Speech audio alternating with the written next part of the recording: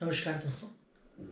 जन्म कुंडली में स्थित कौन सा ग्रह किस प्रकार का प्रभाव देगा, ये उस ग्रह की स्थिति पर निर्भर करता है।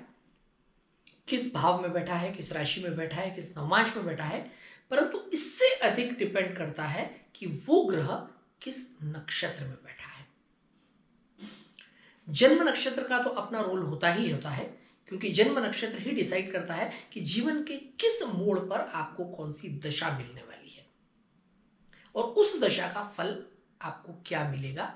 वो आपको अप ट्रेंड देगा या लाइफ में डाउन ट्रेंड देगा, बहुत अच्छे सुख देगा या बहुत सारी परेशानियां लेकर के आएगा।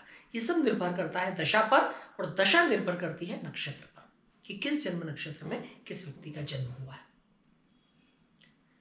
चंद्रमा के सोर्स का, अर्थात चंद्रमा के एनर्जी के सोर्स का भी जो बेस है, जो सोर्स है, वो नक्षत्र ही है कि वो चंद्रमा किस प्रकार का प्रभाव देगा।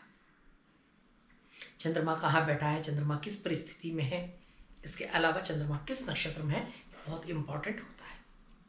ठीक उसी तरह हर ग्रह का, जितने भी 9 ग्रह हैं, वो किस नक्षत्र में बैठे हैं, उस नक्षत्र के आधार पर उनके फल का निर्धारण होता है।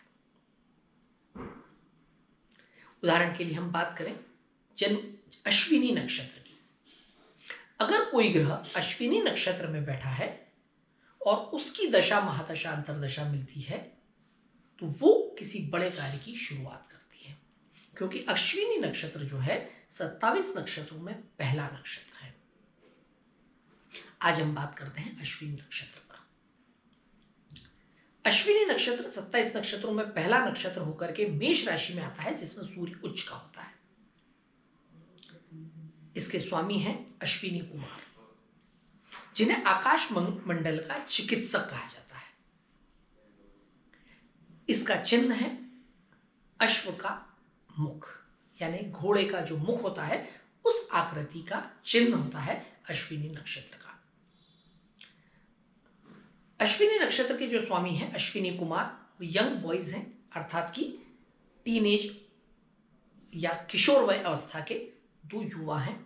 इसलिए अश्विनी नक्षत्र में जिन लोगों का चंद्रमा होता है या जिनका जन्म नक्षत्र अश्विनी होता है, वो लोग अपनी आयु से हमेशा कम दिखते हैं, छोटे दिखते हैं, बड़े एग्रेसिव होते हैं, हर काम को बड़े उत्साह के साथ करते हैं, बिना सोचे समझे कई बार बड़े जल्दी निर्णय लेते हैं, और इसी का कई बार उन्हें खामियाजा भी भुगतना पड़ता है।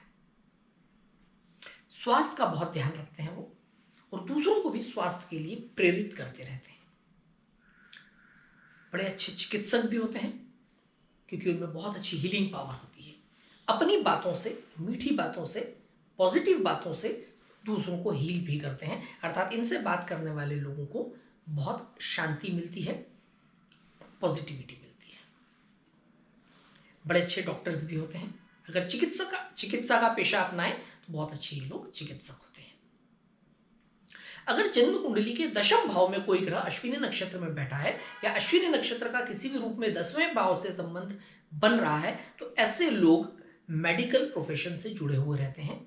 आवश्यक नहीं कि चिकित्सा क्षेत्र में ही हो, दवाइयों का बिजनेस हो सकता है, पैथोलॉजी से रिलेटेड बिजनेस हो सकता है, किसी भी प्रकार के मेडिकल प्रोफेशन से उनका जुड़ाव होने की पूरी संभावनाएं हमेशा बनी हुई रहती है।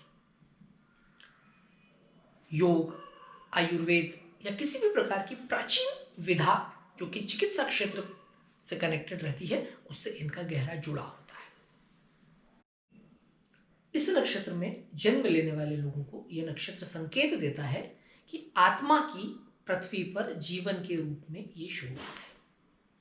इस नक्षत्र से जुड़े लोग बहुत ही ऊर्जावान होते हैं, गजब के पॉजिटिव होते हैं, बहुत रोमांचकारी होते हैं। रोमांचक खेलों से या रोमांचक गतिविधियों से इनका गहरा जुड़ाव रहता है। जैसा मैंने पहले भी बताया कि स्वास्थ्य के प्रति बहुत सजग भी रहते हैं और दूसरों को स्वास्थ्य के लिए, उत्तम स्वास्थ्य के लिए प्रेरित भी करते हैं। योग, प्राणायाम जैसी विधाओं से भी इनका बहुत गहरा जुड़ाव होता है, इनका बहुत गहरा इंटरेस्ट होता है। अगर किसी भी रूप में नक्षत्र दोष हो जन्म कुंडली में, तो ऐसे लोगों ने इस नक्षत्र का बहुत अच्छे से अच्छा फायदा उठाने के लिए चिकित्सा से संबंधित समाज सेवा करनी चाहिए, अर्थात दवाइयों का, जरूरतमंदों को दवाइयों का वितरण करना चाहिए, या ऐसे जरूरतमंद लोग जो चिकित्सा नहीं करवा सकते हैं या उसका भार नहीं उठा सकते हो तो उनकी मदद करनी चाहिए। फ्री में, मुफ्त में इलाज करवा देना चाहिए। प्रेरणा देनी चाहिए चिकित्सा के लिए। नियमित योग करना चाहिए, लोगों को योग के लिए प्रेरित करना चाहिए। खेल के प्रति लोगों को जो है जागरूक करना चाहिए। इस प्रकार की गतिविधियों से इस नक्षत्र का दोष दूर होता है। जिस भी दिन अश्विनी नक्षत्र हो उस दिन अगर ये लोग नियमित रूप से गायत्री हवन करें तो उसका भी इन्हें बहुत अच्छा लाभ मिलता है, क्योंकि गायत्री हवन से सूर्य जो है वो प्रबल होता है और इस नक्षत्र में आकर के सूर्य उच्च का होता है। सूर्य आत्मा का ग्रह है तो आत्मा भी पवित्र होती है, आत्मा के दोष दूर होते हैं, पॉजिटिविटी बढ़ती है। नियमित रूप से गायत्री मंत्र का जप भी इस नक्षत्र से जुड़े लोगों ने करना चाहिए। अश्विनी नक्षत्र से जुड़े लोगों को अश्वों के प्रति बहुत गहरा प्यार होता है, रुझान होता है। ये बहुत अच्छे घुड़सवार भी होते हैं कई परिस्थितियों में। अगर इस नक्षत्र में कोई भी ग्रह छठे, 8वें या 12वें स्थान में हो तो नक्षत्र दोष उत्पन्न होता है और उस पर्टिकुलर ग्रह की दशा महादशा में शुभ फलों की प्राप्ति नहीं होती। तो ऐसी परिस्थिति में उस नक्षत्र दोष को दूर करने के उपाय भी इन लोगों ने करने चाहिए। बहुत ही सुंदर नक्षत्र है अश्विनी नक्षत्र। और इस नक्षत्र में जन्मे जो लोग होते हैं बहुत ही आकर्षक होते हैं, बहुत सामाजिक होते हैं, लोगों को साथ लेकर के चलने वाले होते हैं, ऊर्जावान होते हैं, कई बार अस्थिर चित्त के या अस्थिर मन के होते हैं, परंतु उन्होंने उनकी इस कमजोरी पर लगाम लगानी चाहिए, उस आदत को सुधारने की चेष्टा करनी चाहिए। स्वास्थ्य के प्रति जितने सजग रहें और लोगों को जितना प्रेरित करें और लोगों को जागरूक करेंगे उतना अच्छा अश्विनी नक्षत्र का फल इन लोगों को मिलता है। और जैसा मैंने फिर से बताता हूं कि गायत्री मंत्र के इन लोगों ने नियमित रूप से जाप करना चाहिए। वो जाप करने से इस नक्षत्र के जातकों को बहुत अच्छा फल मिलता है। इस नक्षत्र का स्वामी ग्रह केतु है। केतु एक मोक्षकारी ग्रह है, उसका संबंध अनंत से है और ऐसी परिस्थिति में इस गायत्री मंत्र का नियमित जप हमें सीधे ब्रह्मांड से जोड़ता है, आकाशीय शक्ति से जोड़ता है, ब्रह्मांडीय ऊर्जा से जोड़ता है। इसलिए जो ऐसे लोग सकारात्मकता के साथ जो सोचते हैं वैसी परिस्थितियां इन लोगों के साथ निर्मित होती है। इसलिए हमेशा सकारात्मक रहना चाहिए और हमेशा लोगों को सकारात्मक बनाने के लिए जागरूकता बढ़ानी चाहिए। धन्यवाद।